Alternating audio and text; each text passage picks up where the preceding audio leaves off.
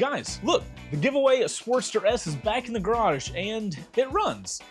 Yeah, if you guys can't tell, we have a lot to talk about in this video. So if you guys have been following our build on the 2021 Harley Davidson Sportster S behind me, you know that in the last couple episodes, I was dealing with some cranking issues. And what I thought that was a dead battery because I just didn't have time to ride the bike for the last few months. Battery eventually died and bike wouldn't crank up. Not a big deal. The problem came once I installed a brand new battery. When I took it for the first ride after that install, the bike totally died on me and stranded me on the side of the road. That was a major problem. In today's video, we get that solved. I'll tell you how. Also, for you guys that are new here, this is our giveaway motorcycle for WBR Garage Season 8. It is a 2021 Harley Davidson Sportster S, and we are going to be doing a ton to it. If you guys want to get a chance to win that motorcycle, links in the description down below, WBRgarage.com. That is where you can get entries, get merch, whatever, and you can get a chance to win it once I'm done fixing it and then adding some fun parts. Anyway, let's get into how the bike got back into the garage.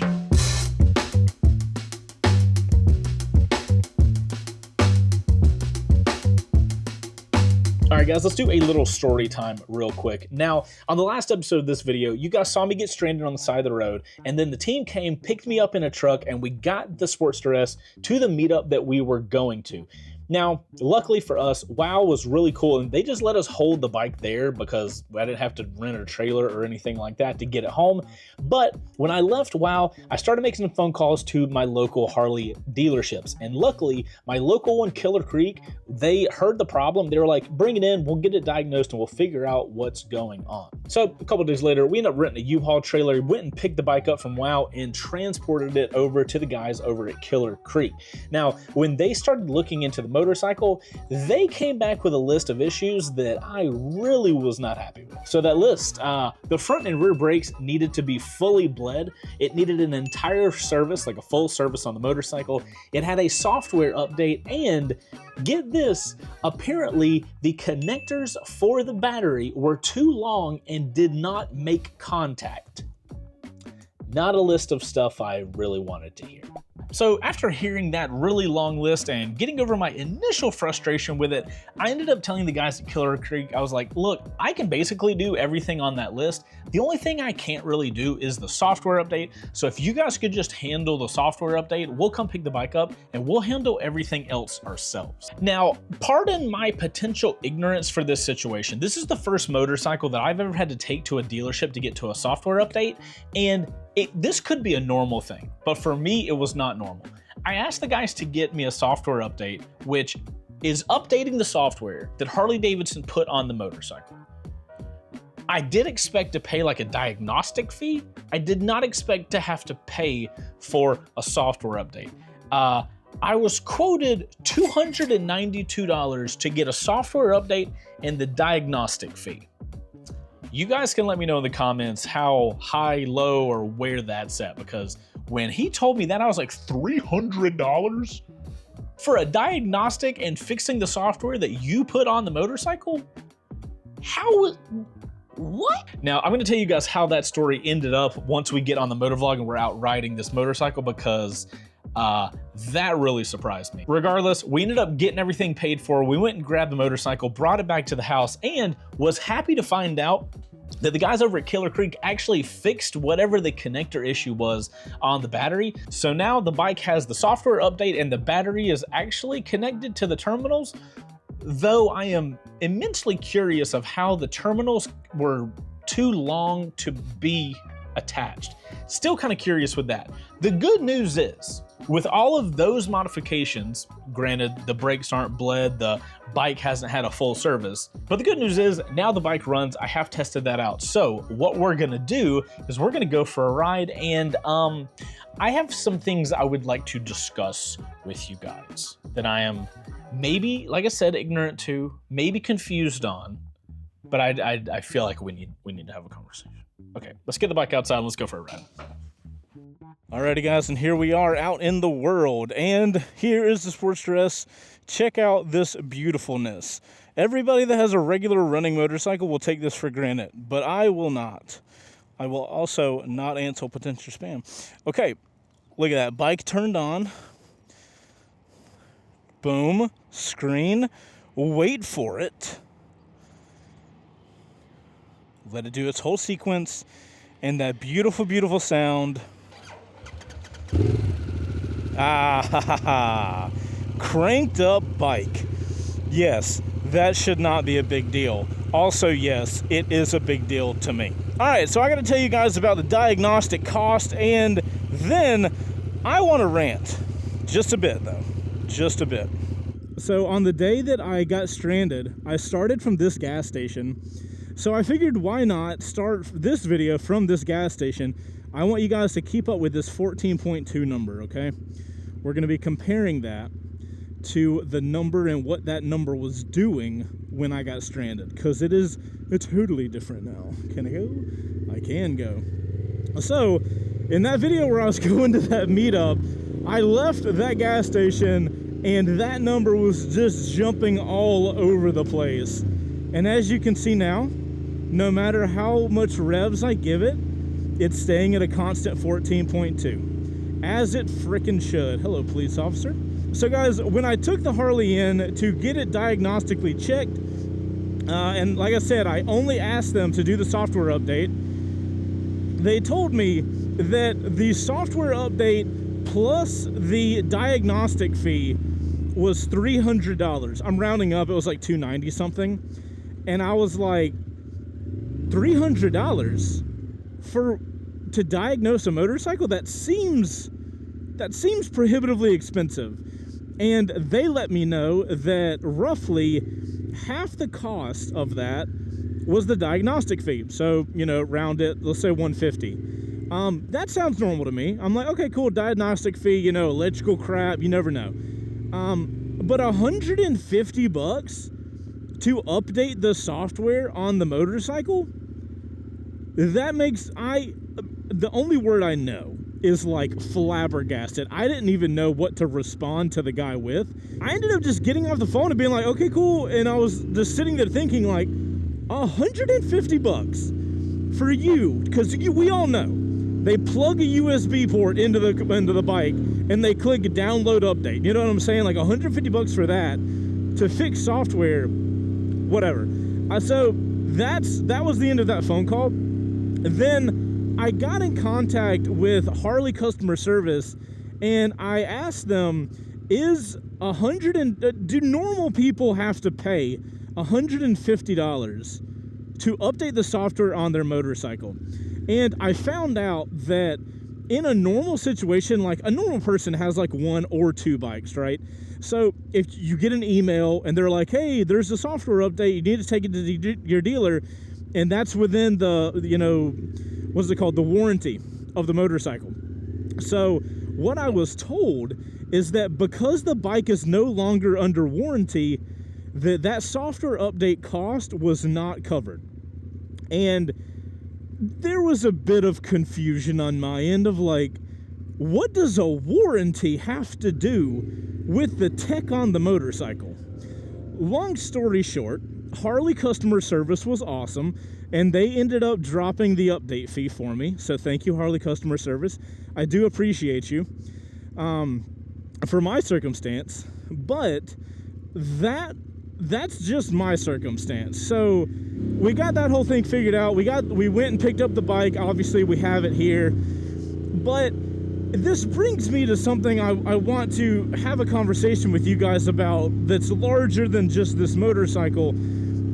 And as we're getting into an age where some motorcyclists, not all of them, but some motorcycles are getting very technically adept. You know, like we're getting really sophisticated rider aids. There's IMUs on all the motorcycles. Like, tech is getting to a really cool place on bikes.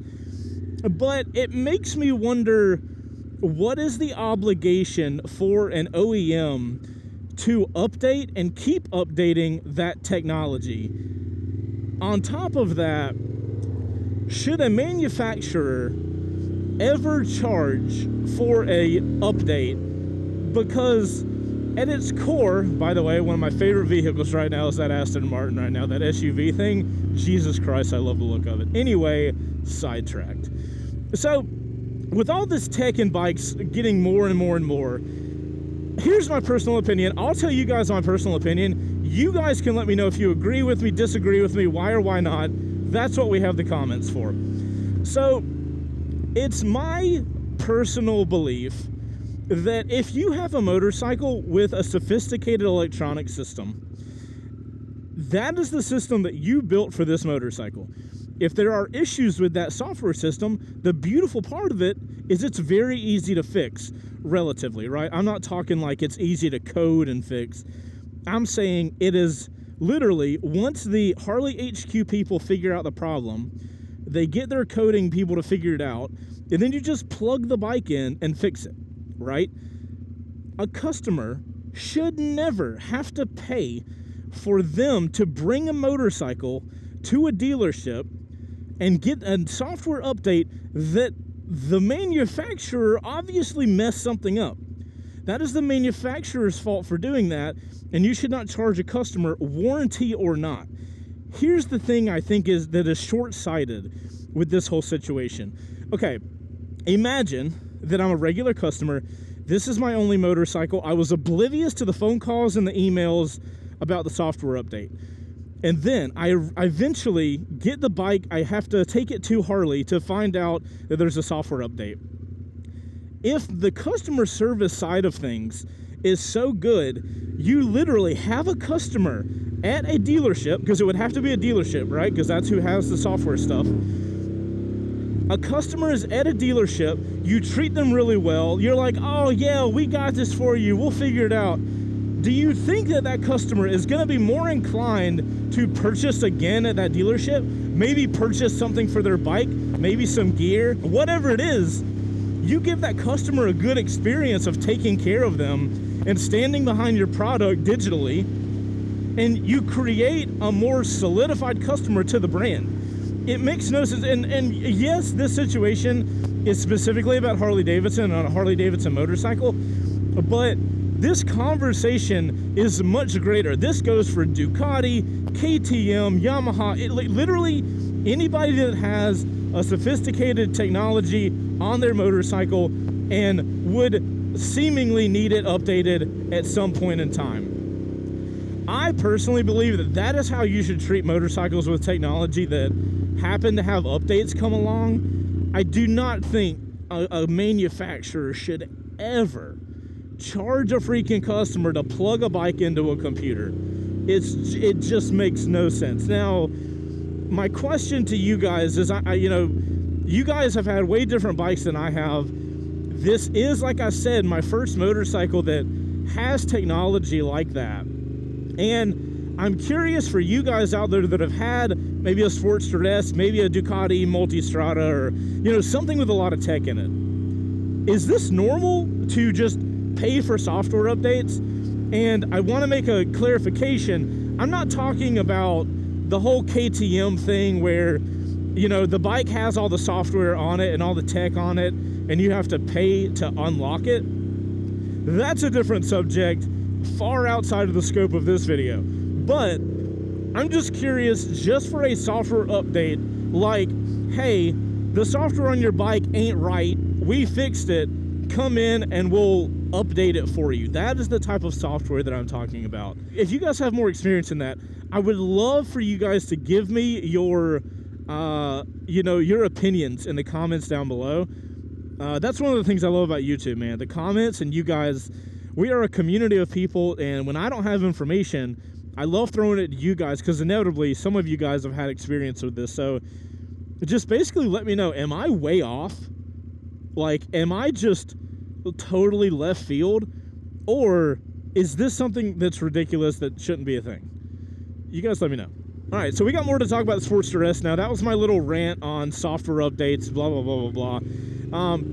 I do want to let you guys know that this is going to be the last WBRG video of 2024. I would go into why it's the last video of 2024, but I have a video coming out where I'm going to talk about that. It has been very chaotic in my life recently, and I will explain all of it in a video. I will not leave you guys high and dry before the end of the year comes. But this is the last video, and I know that episodes have been a little sparse for WBRG, and that update video will tell you guys everything you need to know. One thing I am excited to let you guys know is, moving into the new year, I am happy to let you guys know that we are going to be doing a lot more mods on the Sportster S. I know we're a few episodes in, and basically all we've done is install that exhaust, but we are going to be making some major upgrades as soon as the new year comes. But anyways, guys, my apologies for being a little slow to the episodes this year. The whole like battery thing like really hit at a really bad time as far as like what my plan was. I had planned for a lot of mods by this point, and I literally have them in the garage right now, so I don't got to worry about them coming in or anything. But I promise you, we will be getting to installing some stuff, bro. I want to go in there with a motorcycle and just have a good time. See how many cones I can get through. But yeah, guys, that's about all the updates I got for this video. The bike is now running fine. Is this the road I want to go on? Oh no. Is it? Oh, I don't think I'm supposed to go down this road. Is it? Where the hell am I? All right, well, we're gonna go down this road and see what happens. Anyways, guys, thank you guys so much for the support of WBR Garage this season. We have so much cool stuff. Oh, this is the road I wanted. Okay, we're good. We're good. Anyway, you know, regular WBRB push. If you guys want this motorcycle, if you want to win it, we're giving it away in 2025. I don't remember the date of the giveaway, but it's happening. So if you want to win this thing, all customized up and all, make sure to go to that top link in the description, WBRgarage.com. That's how you get entries, and you could be our next winner of a motorcycle. Guys, I'm Chaseontwowheels, and you guys go out there and ride safe. I will see you on the next one. Later, guys. I've got a motorcycle that runs. Hell yeah. I tell you, man, on a motorcycle, electrical issues will cause you some damn anxiety. Or at least they do for me. They're just mysterious little creatures that you don't know how to fix most of the time.